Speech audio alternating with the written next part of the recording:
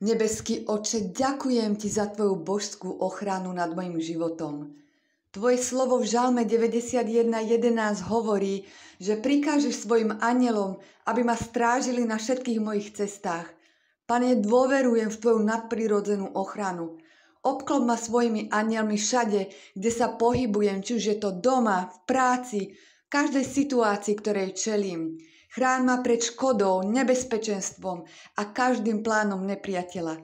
Ja kráčam s dôverou, lebo viem, že Ty si moje útočisko a môj štít. Ďakujem Ti, že bdieš nado mnou a mojimi blízkymi. V Ježišovom mene amen. Ja vyhlasujem, že Boh určil svojich anjelov, aby ma strážili a chránili.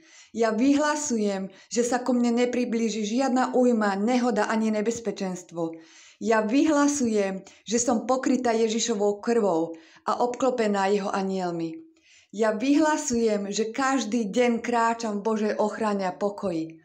Ja vyhlasujem, že som v bezpečí, istote a chránená pod krílami Všemohúceho.